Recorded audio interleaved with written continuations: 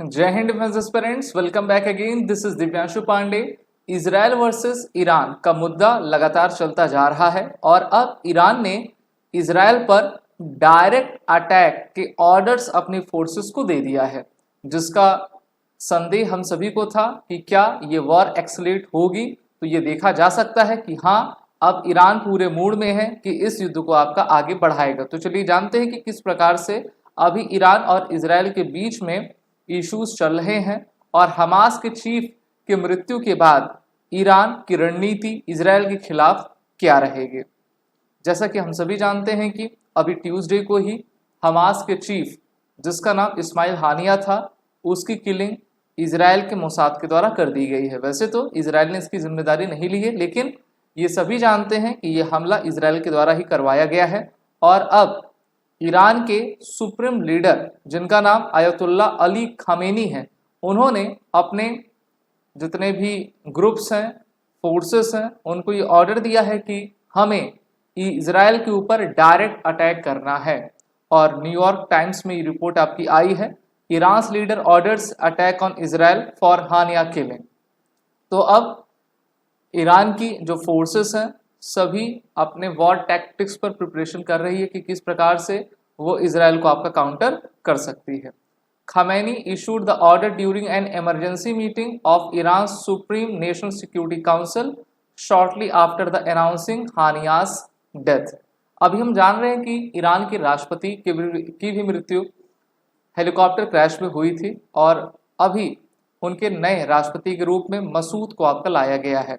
मसूद के ही oath taking ceremony में Hamas का चीफ, जिसका नाम हानिया है, वो गया हुआ था और तेहरान में जो ईरान की कैपिटल है वहीं पर उसको मिसाइल अटैक में मार दिया गया। इसके साथ इसके बॉडीगार्ड्स भी आपके मारे गए हैं। Iran and Hamas have accused Israel of the assassination, although Israel, which is currently engaged in conflict with Hamas in Gaza, has neither confirmed nor denied involvement. तो इजराइल तो अपनी इन्वॉल्वमेंट बताएगा नहीं। और आपको अगर क्रोनोलॉजी देखोगे तो इजराइल के जो प्राइम मिनिस्टर बेंजामिन नेतन्याहू हैं, अभी 6 दिन पहले ही वो यूएसए की विजिट पर गए हुए थे और उस विजिट के आने के बाद इजराइल के द्वारा जो है इस्माइल हानिया को आपका मार दिया गया है। तो इसमें हम कह सकते हैं कि 2 एजेंसीज का मेन रोल रहा होगा। एक तो इजराइल की एजेंसी मोसाद और दूसरी अमेरिका की CIA है। इजराइल जो भी काम करता है वो अमेरिका को अधिकतर लूप में लेके किया करता है। मोसाद ने इससे पहले कई आपके इसी प्रकार के अटैक्स अपने दुश्मनों पर करवाए हुए हैं। अब ये युद्ध कैसे आपका एक्सलेट होगा और ईरान की क्या रणनीति रहेगी। तो सबसे पहले अगर हम इस मैप को देखें, क्योंकि मैप के जरिए ही आप अच्छे तरीके से समझ पाओगे। ये है ईरान का लोकेशन, ईरान की राजधानी ये तेहरान है। तो तेहरान में ये रॉकेट आपका फायर किया गया है। अब ये रॉकेट किस तरफ से आया है? क्या वो सीधा सीधा इजराइल तरफ से आपका फायर किया गया? क्योंकि सीरिया हो, इराक हो या फिर ईरान हो, इनके पास एयर डिफेंस सिस्टम नहीं है। इसी कारण से उनकी कैपिटल में ये मिसाइल हमला आपका हो गया है। ईरान के जस्ट बगल में इराक देश है, इराक के बगल में आपका सीरिया है और उसके बाद आपका ये इजराइल, छोटा सा देश मेडिटेरियन सी के बगल में आता है। इजराइल के साउथ में जॉर्डन है, इनके नॉर्थ में लेबनान है और भी थोड़ा सा आगे चले जाएं तो टर्की आपका देखने को मिलता है। जॉर्डन हो या फिर सऊदी अरबिया हो, वहां पर आपके अमेरिका के एलाइज हैं जो कि इस युद्ध में कुछ भी नहीं कर रहे हैं और ना ही कह रहे हैं। अब एक और प्रॉक्सी है ईरान का, जिसका नाम है यमन। तो यमन के जो हौतीज हैं, अभी उन्होंने इजराइल के तेल हवीब पर भी हमला किया था और उस हमले का जवाब देते हुए इजराइल ने यमन के पोर्ट को ही आपका डिस्ट्रॉय कर दिया। और आपको याद होगा इसी साल कुछ महीने पहले ईरान ने लगभग 300 मिसाइल्स जो है फायर की थी इजराइल के ऊपर और इजराइल ने कहा था कि हम इसका बदला जरूर लेंगे। तो उस समय इजराइल के द्वारा कोई डायरेक्ट अटैक नहीं किया गया था, लेकिन उसके कुछ समय के बाद हमको ये न्यूज़ आई कि ईरान के जो प्रेसिडेंट हैं वो नहीं रहे और अब हमास का जो चीफ रहा वो भी नहीं रहा है।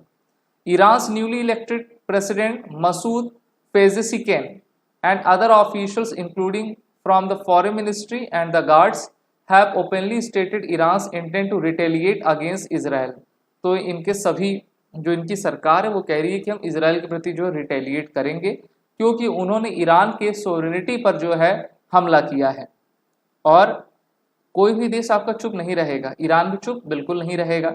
अब बात ये आती है कि ईरान क्या करेगा। क्या ईरान अपने सभी, जो मैंने अभी 4-5 इनके ग्रुप्स बताए हैं, जैसे इराक हो गया, सीरिया हो गया, लेबनान के हिजबुल्लाह हो गए, यमन के हouthis हो गए, उनके माध्यम से एक साथ अटैक जो है इजराइल पे किया जाएगा।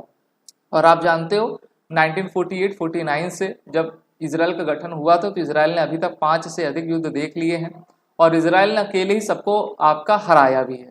और इन सभी देशों के पास इतनी भी आपकी, हम कह सकते हैं कि ताकत नहीं है कि वो इजराइल को आपका हरा पाए। तो ये 2024 भी युद्ध के नाम रहा। 2022 में हमने रशिया यूक्रेन देखा, वो भी अभी चल रहा है। और अब जो है Iran versus Hamas, Iran versus Iran, Israel versus Iran का युद्ध आपका हो रहा है। US says Iran greatest exporter of terrorism. तो अमेरिका के द्वारा स्टेटमेंट में कहा गया है कि आतंक को फैलाने वाला सबसे बड़ा परपिट्रेटर अगर कोई देश है तो वो ईरान है। और इन्होंने मिडिल ईस्ट में 1979 के बाद से लगातार टेररिज्म बढ़ाया है।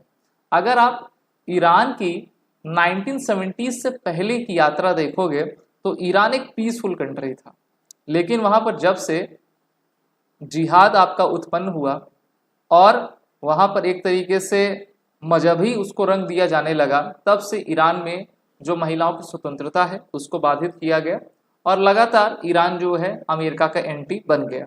इसलिए Iran versus America, Iran versus Israel लगातार चलता आ रहा है। अमेरिका ने कहा कि it has a track record of not only suppressing its own people but also funding, promoting, encouraging, destabilising action across the region. तो अमेरिका ने ये आरोप ईरान के ऊपर लगाए हैं। अब देखिए, इजराइल के ऊपर अब हमला तो होगा ही और सभी लोग मिलकर आपका हमला करेंगे। इजराइल की सपोर्ट करने के लिए अमेरिका और यूके ने अपने एयरक्राफ्ट कैरियर मेडिटेरियन सी में भेज दिए हैं। अमेरिका के बेसिस जॉर्डन में है, तो वहाँ से अमेरिका जो है इजराइल की ज़रूर सपोर्ट करेगा, मदद करेगा। अब कितनी मात्रा में मिसाइल आपके फायर किए जाएंगे और इजराइल के डिफेंस सिस्टम कितने आपके अभी एक्टिव हैं, एक्टिव तो है ही हैं क्योंकि वो लगातार अपने आप को बचा भी रहे हैं, तो उसको आपका देखना ज़रूरी है। Israeli prime minister Benjamin Netanyahu mention the Israeli military action against Hamas, the Houthis, Hezbollah but did not claim responsible for Haniyeh's assassination. तो ये भी रिस्पॉन्सिबिलिटी तो ले नहीं रहे हैं और ना ही लेंगे, क्योंकि कुछ बातें आपकी अंडरस्टूड होती हैं कि हाँ हमला इनके द्वारा कराया गया होगा। ये इस्माइल हनिया है, कल भी मैंने वीडियो के माध्यम से आपको जानकारी दी थी कि 2017 में ये हमास का चीफ बना था और 2024 में ये मारा गया। हमास को यूनाइटेड नेशंस की तरह 2018 में आतंकवादी संगठन आपका डिक्लेयर किया गया है। हमास पूरे विश्व से, मेनली मुस्लिम कंट्री से फंड लेकर इन्होंने क्या किया था, इन्होंने पूरे गाजा पट्टी को टनल के जाल में परिवर्तित कर दिया था। अंडरग्राउंड टनल ही टनल बनाए जिसमें वो हथियार आपके भेजते रहते थे। और जब इजराइल वर्सेस हमास का युद्ध हुआ तो उसमें पूरी टनल्स आपकी दिख गई। इजराइल का अभी कब्जा गाजा में और राफा बॉर्डर में चल रहा है।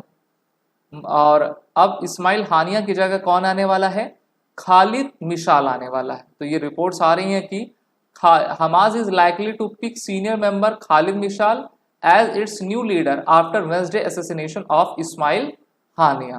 तो ये एक नया लीडर जो है उभरेगा और अब ये देखना होगा कि ईरान इस हमले का बदला कैसे लेता है, क्योंकि ये हमला ईरान की राजधानी में आपका हुआ है।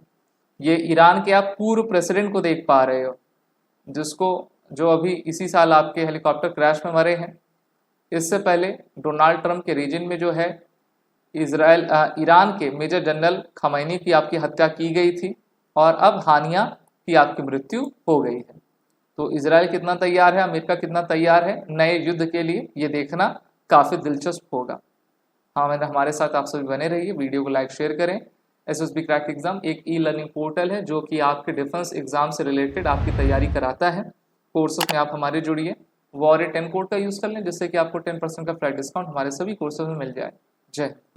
अगर आप एक डिफेंस एस्पिरेंट हैं और SSB interview, NDA, CDS, FCAT जैसे एग्जाम्स के लिए प्रिपेयर कर रहे हैं तो आप SSB क्रैक एग्जाम्स के कोर्स को चेक करना ना भूलें। आप हमारी लर्निंग एप्लीकेशन को गूगल प्ले स्टोर से भी डाउनलोड कर सकते हैं।